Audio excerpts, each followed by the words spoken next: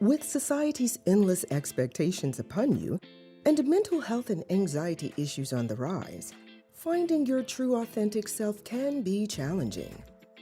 Being your true self is a key and never a mistake because you are not a mistake. You are you, unapologetically. Join Dr. Kim R. Grimes as she creates a safe space and initiates influential conversations about you being you. Listen to discussions featuring step-by-step guides, techniques, and principles that you can sink your teeth into about uncovering your greatness, triggering a mindset shift, and living beyond your limiting beliefs. The time to connect with who you were created to be and fall madly, did I say madly, in love with you starts now. Here's your host, Dr. Kim R. Grimes. Hello, everyone. Welcome back. Welcome back to You Are You Unapologetically podcast. I'm Dr. Kim R. Grimes, and today we're talking about something that affects every single one of us. Yep, sleep. That's right. I said sleep. Today, specifically, what we're going to be talking about is how to get better sleep naturally and actually wake up feeling refreshed. Yay! Yes, that's what we're going to talk about.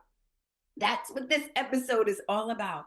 Because let's be honest, how many of us can actually say we wake up energized every day? I know I have a lot of energy, but I don't wake up every day energized. I don't. Just want to share that. Now, if you've ever tossed and turned at night, or you find yourself struggling with endless scrolling on your phone at 2 a.m., or you hit the snooze button 10 times in the morning before even rolling out of bed, this episode is for you. And if you like or really love sleeping like I do, then this episode is definitely for you. I'm saying. See, because sleep isn't just about closing your eyes at night or what we call rest. Sleep is about recovery. It's about healing. It's about recharging and preparing for the day ahead. That's what sleep is all about. And the lack of sleep impacts your mood, impacts your focus, impacts your health, and even impacts your relationship. So it will hinder your ability to be you unapologetically. So there are so many people that struggle, to get the kind of rest we need. But here's the thing. So many of us are running on empty, surviving on caffeine or wondering why we're there so tired all the time. Why are they so tired? That's what they're wondering. Whether it's stress, endless scrolling on your phone, right? Or trying to do just one more thing before bed. We've all been there. So you're not alone. You're not alone. And while there are sleep experts out there with great advice, they have awesome advice. We're not here to share complex medical jargon or miracle sleep cures. Nope. Today we're having a real conversation for everyday people like you and me. We're going to talk about small habits, real struggles, and simple changes that anyone, and I mean anyone, can try. Now, are you someone who recently been trying to build a healthier nighttime routine? So in today's episode, we're going to help you out because we're going to talk about practical, natural ways to improve your sleep. No complicated theories or fancy products, just real simple tips you can try tonight. No, tonight, not tomorrow night, but tonight. I'll also be sharing some of my personal experience and habits I found helpful as I wind down at night. So grab your favorite cup of tea, get cozy, and let's talk about getting better sleep. Okay? Let's dive in. All right. So we want to start with why, the why behind sleep. Why is sleep so important? Why? Again, it isn't just about rest. Like I said before, it's about recovery. While you sleep, while I sleep, while we sleep, our body repairs itself. It repairs our brain, it repairs whatever ligament, it repairs any illnesses, our brain processes the information, of today or earlier today. And it allows our emotions to get a reset. So if you're skipping good sleep, you are not just tired. Nope. You're operating on less focus, less attention to detail. And I am a person that's big on attention to detail. But you're functioning with less patience, and most of all, less energy. It's like trying to drive your car with no gas. No gas, the tank is on empty. And we all know how that works, right? It doesn't. So let's really take getting sleep, good sleep, serious. Let's do that. All right. So what do you think? What do you think? Got a question for you, listeners. What do you think gets in the way of good sleep? Think about it. What are some of the things that will get in the way of good sleep? What gets in the way of you having a good night's sleep? See, for many of us, it's one or more things. And so I want to talk about one or more things that really gets in my way. And the first thing is stress, right? When I'm stressed out, that's the last thing I'm going to do is sleep. Didn't I tell you guys I love sleeping? I do love sleeping, but when I'm stressed, I can't.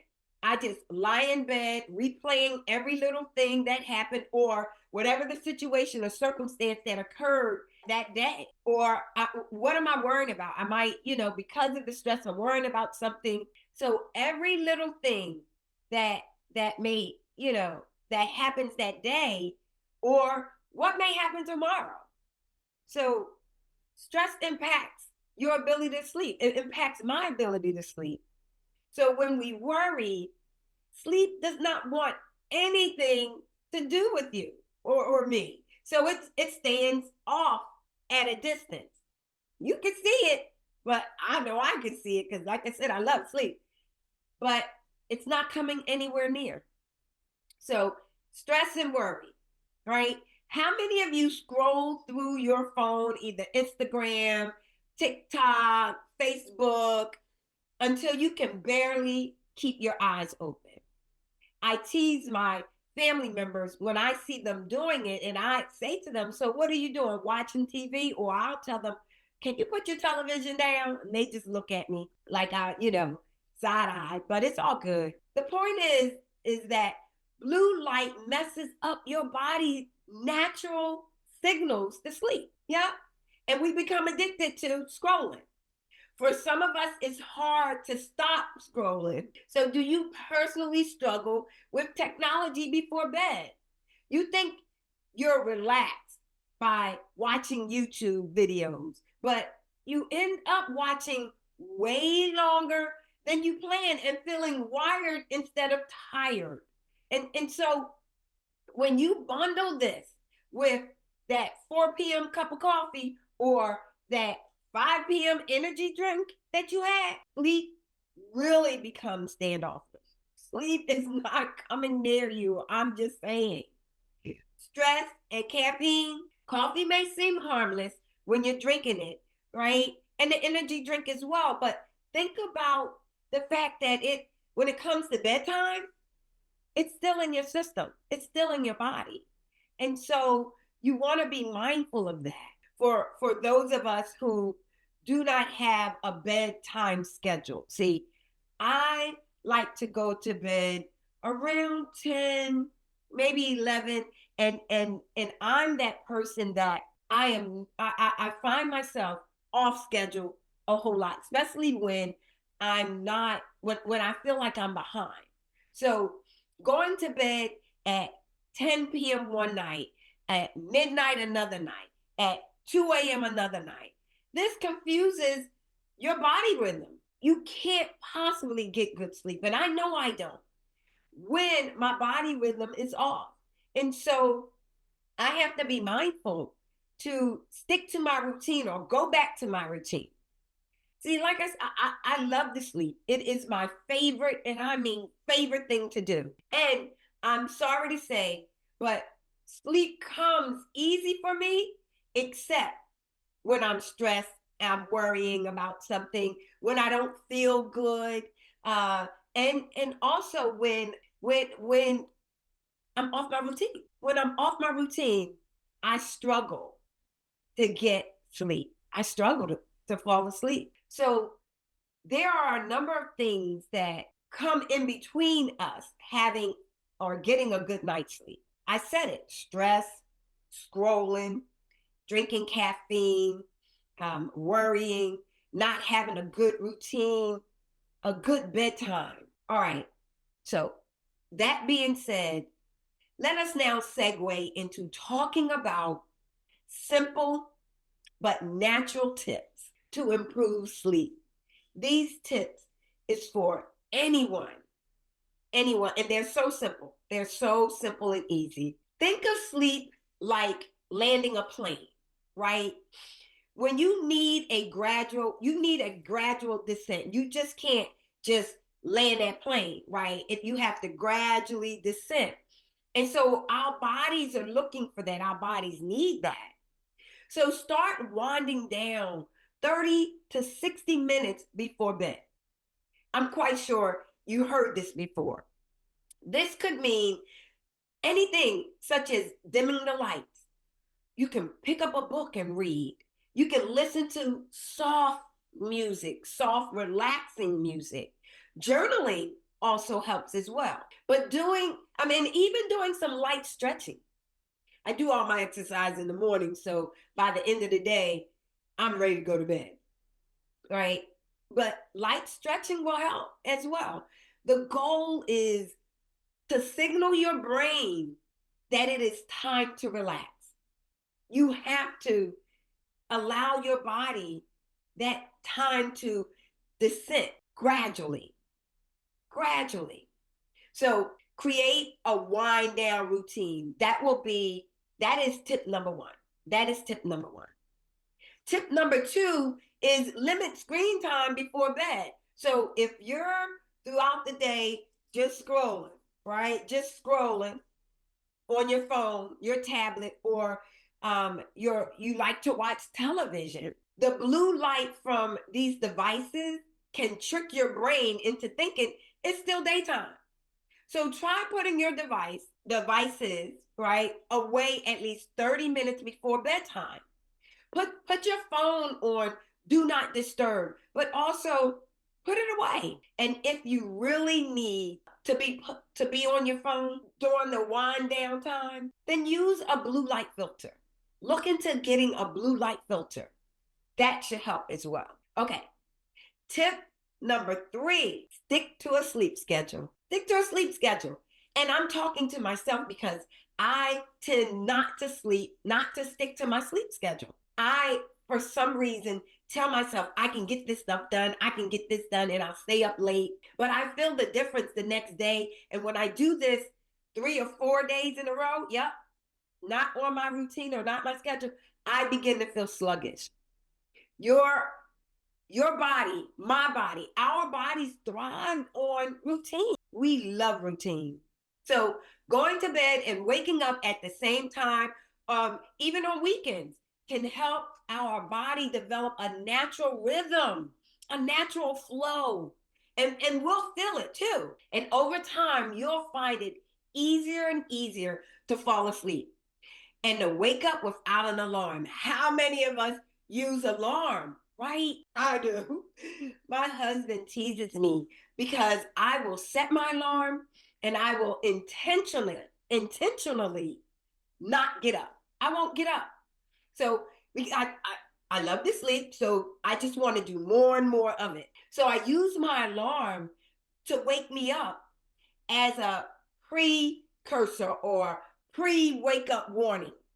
And then I intentionally lay in bed for another hour, and then I'll get up and start my day. But like I said, if you stick to a sleep routine, sleep will come easy. Believe me, it works for me. Tip number 4, what do you eat or drink not at night before you go to bed? But what are those things? You have to be mindful, and you have to watch those things. Avoid heavy meals. Avoid drinking alcohol, and already said caffeine close to bedtime. Instead, try like a calming tea, like caramel or peppermint. Oh my gosh, I love me some peppermint tea. It can actually and really help you to relax without keeping you awake. That's my go-to, peppermint tea. You have to try it. You have to try it. Tip number 5. I love this. I love this because of the word sanctuary. Make your bedroom a sleep sanctuary. See, of course, our bedroom should be a place for rest and not stress or worry. It should be a place where we go to really rest and get good sleep. So you want to keep it cool. You want to keep it dark. You want to keep it quiet. When I sleep, I like the room to be dark. I mean, pitch black. Any little light bothers me. Not only when I'm falling asleep, but believe it or not, it wakes me up because I'll roll over and I'll see the light and I'll wake up. So be sure to invest in, what they call blackout curtains. You can also look for comfortable bedding that's going to help you fall asleep. Or it's called white noise machine. You can look into that. These are just some suggestions that will help you make your bed room into a sleep sanctuary. All right. Tip number 6. This is good tip.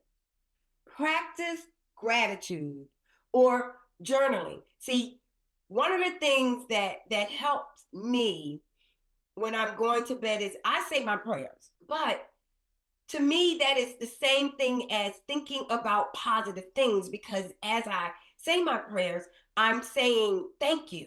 And I'm grateful for the things that had occurred throughout the day. I'm grateful for the food that I ate, right? For my health, for my being. And so I say these things out loud, but you can go a step further and you can write them down as far as, put them in your journal. I know that thinking positive and specifically speaking about what I'm grateful for, it helps me to end my day on a positive note, but it also helps me to quiet my mind. So if you are a person that you said, hey, I tried all that and I still can't sleep. Well, even with all these tips, there might still be some nights, and they are with me as well, that I just can't sleep. And it's okay. It's okay. Don't make it wrong. It happens to all of us. Believe me.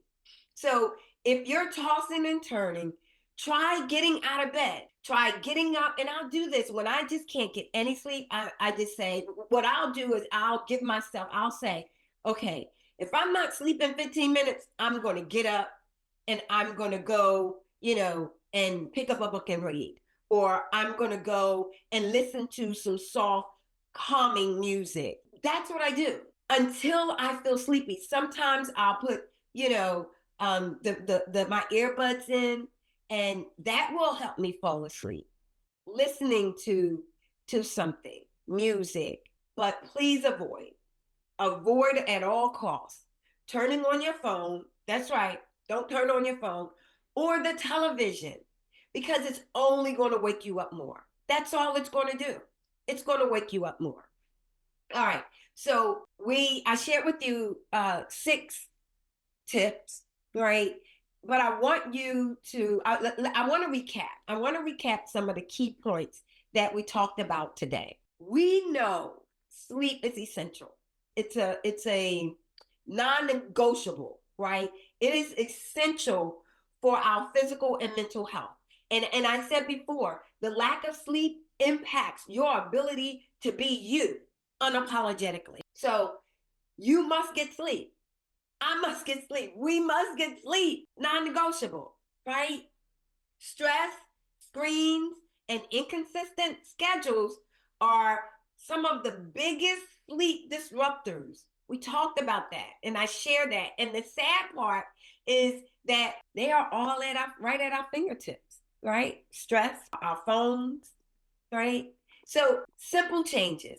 We're not asking for big changes. Simple changes like a wind down routine. Just set your alarm on your phone for a specific time, and that will be your wind down time. And at that time, limit your screen time, right? But limit your screen time during the day, but during that time you set, limit your screen time. And creating a sleep-friendly bedroom, oh, it's going to make a huge difference. Believe me when I say, in you getting better sleep. I'm serious about that. So remember that improving your sleep doesn't mean being perfect every night. Give yourself grace as you try to figure out what works best for you. Don't make it wrong. But improving your sleep is really about small, consistent changes that you implement. Again, give yourself grace, right? Celebrate your wins, even if they're small. Celebrate your little wins. And, you know, don't make it hard. Don't make it wrong. You come up with what ways that you want to celebrate. I'm thinking something like going to bed 15 minutes earlier, right? Or skipping that late night coffee or turning off your phone at 9:30. Believe me, my do not disturb goes into effect at 9 p.m. And so at 8:45, I have an alarm and it goes off. It's a quiet alarm. And I know that is my wind down time. So here's what I want you guys to do. Let's do it tonight, right? Let's do it tonight. I want to challenge you, each and every one of you who are listening. I want to challenge you to do one thing, just one thing that's going to help you sleep better tonight. Don't make it wrong. Don't make it hard, right? Because I say that all the time because, as humans, we are good at making things wrong. We are good at making things hard. So I'm telling you, don't make it wrong and don't make it hard. Getting the proper amount of sleep every night will have an impact on you being you unapologetically. And that's what this podcast is all about, right? You are you unapologetically. So I dare you to take my challenge and try one thing, just one thing, something as simple as putting your phone away. See, that might be a hard thing for you because we're always scrolling, right? But put it away earlier than what you normally do. Or maybe instead of drinking coffee, make yourself a nice hot cup of tea. I recommend peppermint. Or you can listen to some soft, calming music. I tend to find the instrumental music without lyrics very, very calming. Or you can do some journaling or read a book before you go to bed. Try at least one thing. I know I rattled off a couple of things, but try one thing and see how it feels and see if it works for you. And if it does work for you, keep building from there.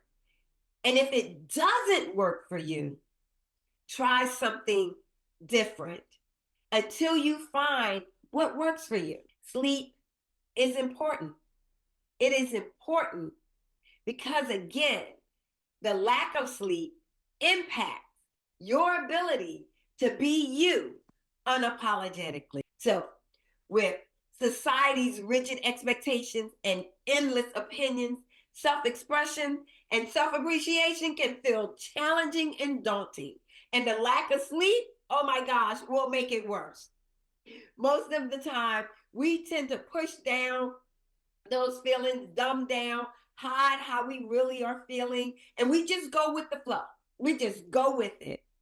But you are you unapologetically doesn't mean going with the flow. It means being true to how you were created and not allowing people's opinions to affect how you show up in life. Look, I say it at the end of every episode. People are going to talk about you. They're going to say things about you. We just have to let them talk. Because where do you have the time to allow yourself to be intimidated by the presence of others and think so little of yourself? Tell me where. Where do you get the time? And when you show up without pretense and hesitation, the world can't dull your glamour. They can't. And most importantly, you will be inspired, like I said all the time, to shine your light. And not only shine your light, you want to help others to tap into their own brilliance. So let us all agree, as I share this in the majority of the episodes that I do, put an end to disparaging mindsets and begin to own your authentic self. Own your authentic self. Get some good sleep. It's going to help you. We're going to have an intimate, influential conversation about what? About you being you. Because you are you unapologetically. And no one, absolutely no one is better at being you. I guarantee you, no one. So thank you so much for joining and tuning in to You Are You Unapologetically. Thank you, thank you, thank you. Your support is greatly appreciated. And please know, we can't do this without you. Absolutely not.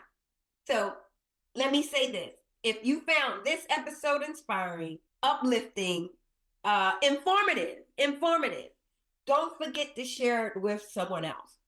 Definitely share it with someone else, especially someone who you know may be struggling with getting good sleep. Okay, as always, make sure you subscribe to our podcast so you won't miss an episode. Sleep well, wake up refreshed, and keep showing up as your authentic self every single day. How about that? Until next time, take care and sweet dreams, everyone. Sweet dreams. Ciao, ciao. Bye-bye for now. Thank you for listening to this episode. May this transformational discussion shift your mindset so you can live in possibility, so you can step higher in your greatness and stand bolder in your brilliance. Do not wait another minute. Start now to uncover your greatness and begin to fall madly, did I say madly, in love with you. The journey to unleashing and owning your true self doesn't end here. Be sure to subscribe to the show at KimRGrimes.com. Leave a rating and gear up for more conversations like this one. See you on the next episode. And remember, you are not a mistake. You are you, unapologetically.